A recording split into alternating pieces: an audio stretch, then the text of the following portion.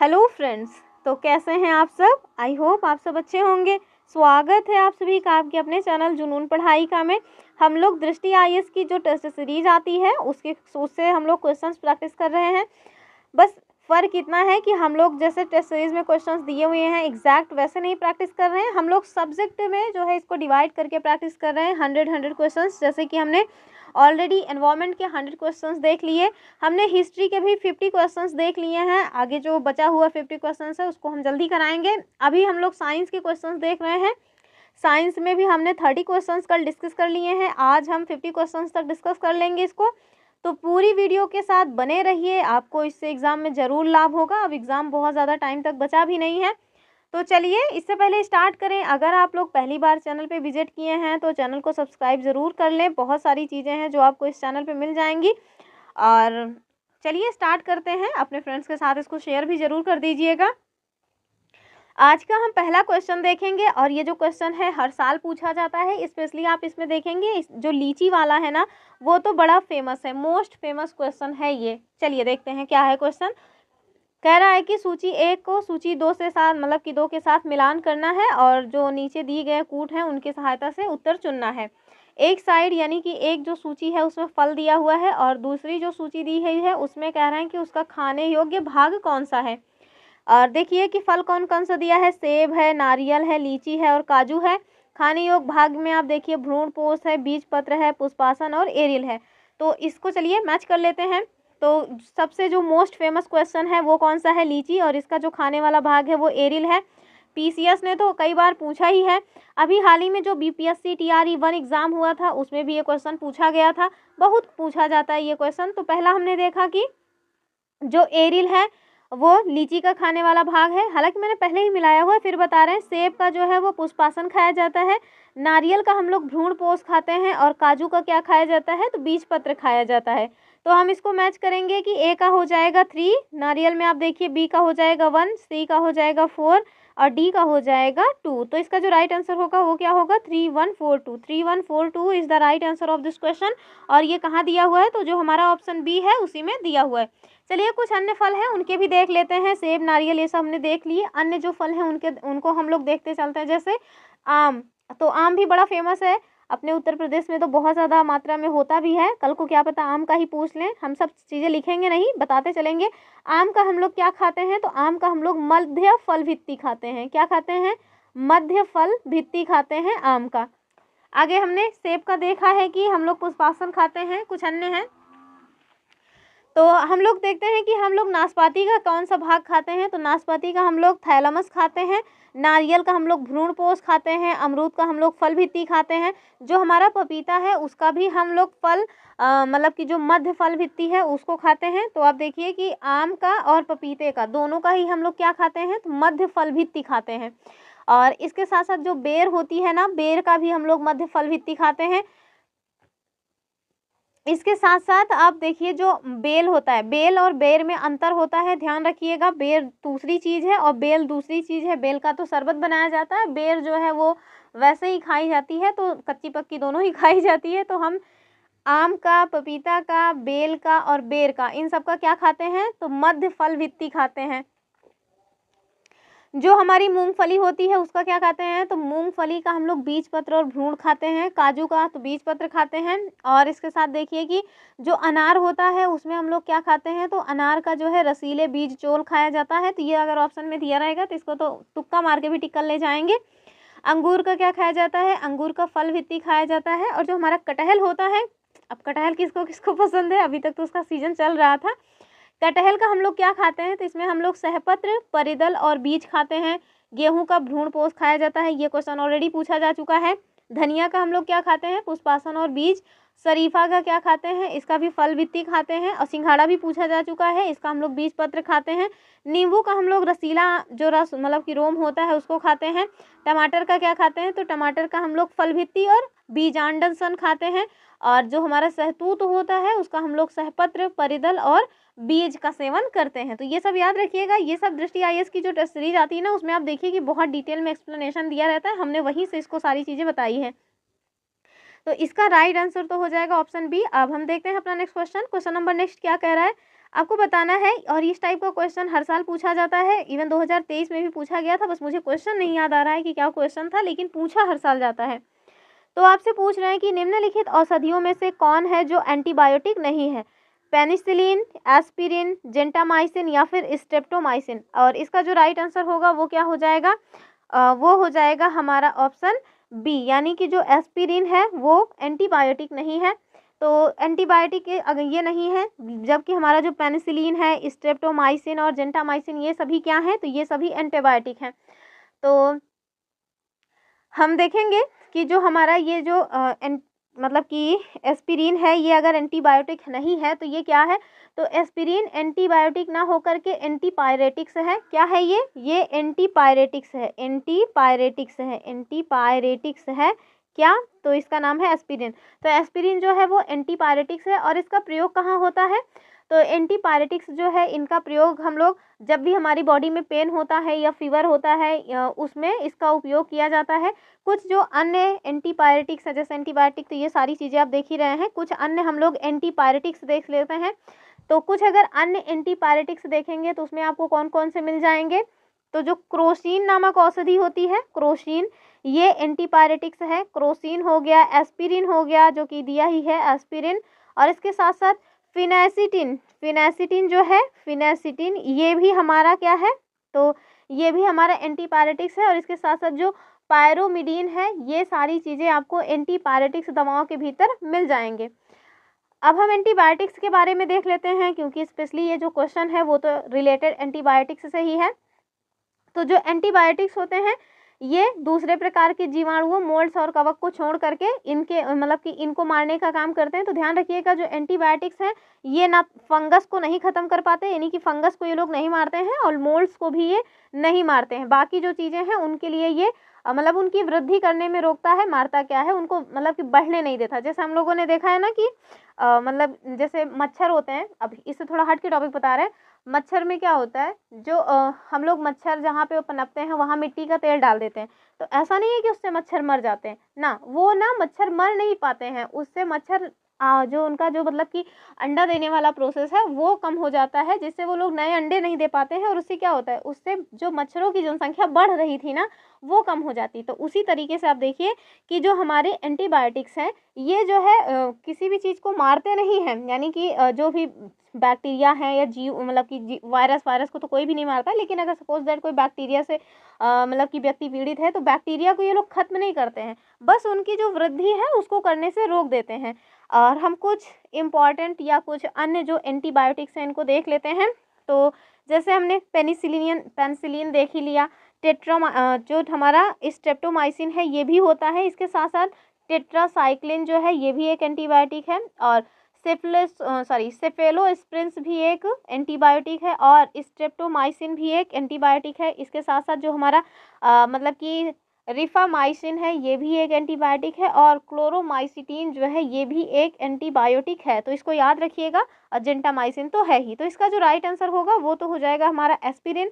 अन्य जो मैंने आपको एंटीबायोटिक्स बताए हैं उनको याद रखिएगा, और जो हमने एंटीपायरेटिक्स बताए हैं उनको भी याद रखिएगा। एंटीपायरेटिक्स का हम लोग कहाँ उपयोग करते हैं? अभी मैंने बताया कि शरीर दर्द यानी कि हमारे बॉडी में पेन होता रहे या फिर फीवर मतलब कि फीवर हुआ रहे, उस टाइम पे हम एंटीपायरेटिक्स का इस्तेमाल करते हैं। जबकि जो एंटीबायोटिक होते हैं तो ये जो है जो मतलब कि बैक्टीरिया वगैरह होते हैं उनको बढ़ने से रोकता है। तो ये सारी चीज़ें याद रखिएगा। अभी हम देखते हैं अपना नेक्स्ट क्वेश्चन, और आप देखिए जो हमारा नेक्स्ट क्वेश्चन है वो क्या पूछ रहा है। कह रहा है कि साइक्लोनाइट क्या है। आपके पास 4 ऑप्शन है, औषधि है, संश्लेषित रबड़ है, या थर्मोप्लास्टिक है, या फिर विस्फोटक है। इसका तो राइट आंसर हो जाएगा ऑप्शन डी, यानी कि विस्फोटक। तो साइक्लोनाइट क्या है? तो साइक्लोनाइट एक विस्फोटक पदार्थ है। और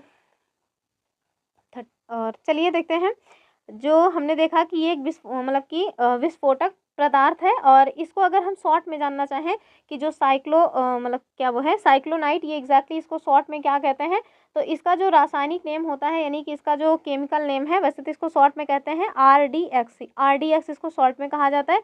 और इसका केमिकल नेम क्या होता है? तो इसका जो केमिकल नेम होता है वो होता है साइक्लोट्राई मिथाइलिन और ट्राइनाइट्रामाइन। तो इतना बड़ा सा इसका केमिकल नेम है। फिर बता रहे हैं साइक्लोट्राई मिथाइलिन ट्राइनास ट्राइमाइसिन। तो ये इसका जो है क्या होता है, साइंटिफिक नेम होता है। और इसको अन्य क्या कहते हैं, इसको दरअसल प्लास्टिक विस्फोटक के रूप में जाना जाता है।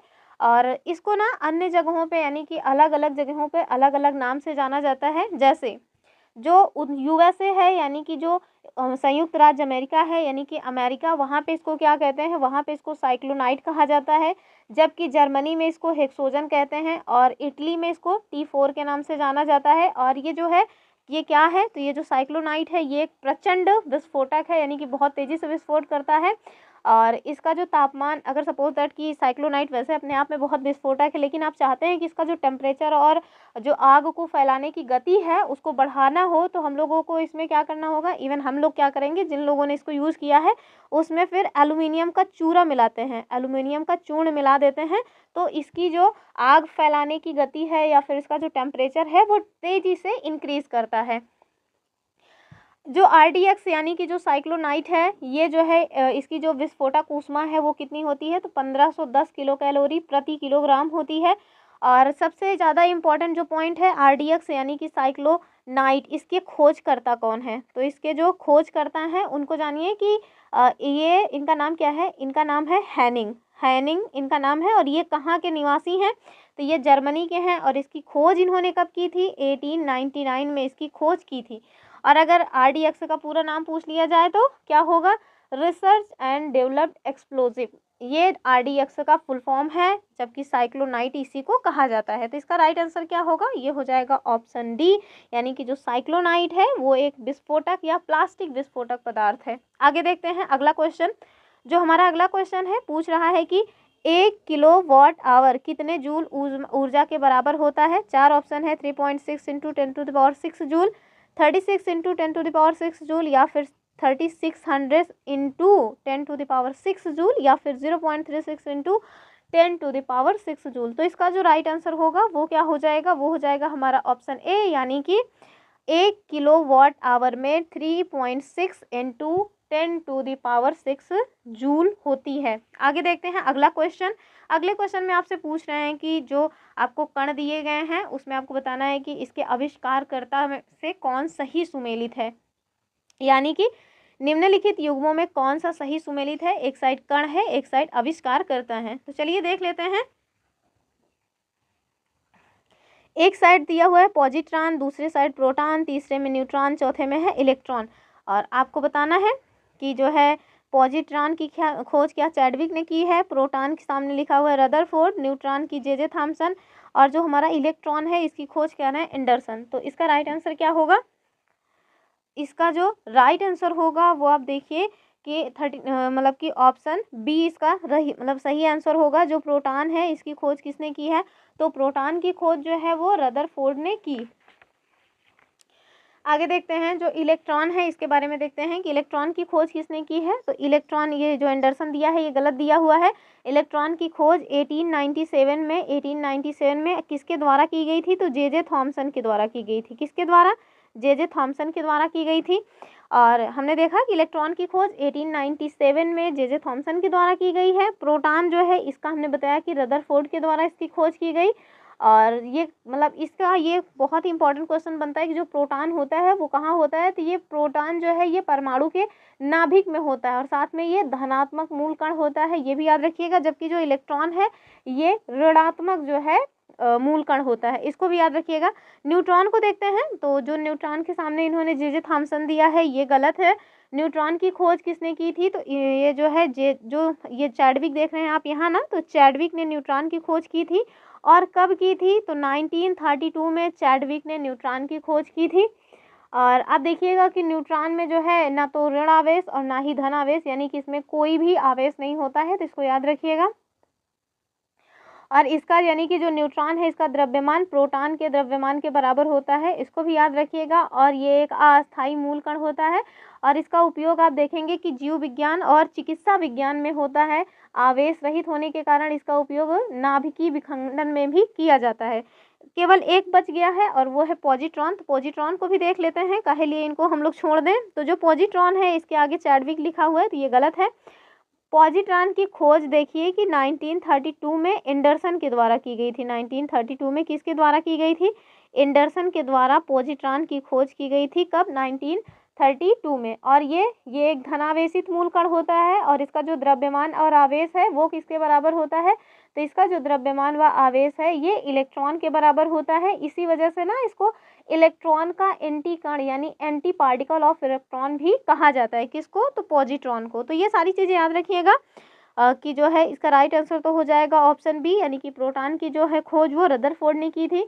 इलेक्ट्रॉन की खोज फिर से मैं बता रही हूँ कि इलेक्ट्रॉन की खोज जे थॉमसन ने की है, प्रोटॉन की खोज हमने देखा रदरफोर्ड ने की है, न्यूट्रॉन की खोज चैडविक ने की है और जो पॉजिट्रॉन है इसकी खोज एंडरसन ने की है। और ये सब हम लोगों ने 12th क्लास में पढ़ा हुआ है, तो याद रखिएगा।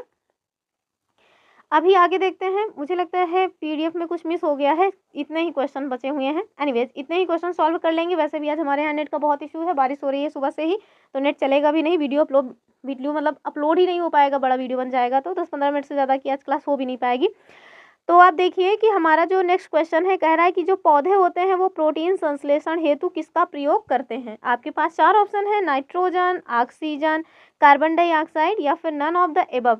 तो इसमें आप देखिए कि इसका जो राइट आंसर होगा वो हो जाएगा ऑप्शन ए, यानी कि जो पौधे होते हैं वो प्रोटीन संश्लेषण के लिए नाइट्रोजन का प्रयोग करते हैं। और ये जो पौधे हैं इसमें नाइट्रोजन का प्रयोग न्यूक्लिक अम्ल के निर्माण में भी किया जाता है। तो याद रखिएगा इसको मतलब कि। और आप देखिए जो वातावरण में पाई जाने वाली गैसें हैं उसमें आपको कौन कौन सी गैसें मिल जाएंगी, ये क्वेश्चन मैंने पहले भी बताया हुआ है कौन कौन सी गैसें मिलते हैं। तो ऑक्सीजन है, कार्बन डाइऑक्साइड है, नाइट्रोजन है, जलवाष्प है, ये सारी चीज़ें कहाँ मिलती हैं, तो हमें हमारे वातावरण में मिल जाती हैं।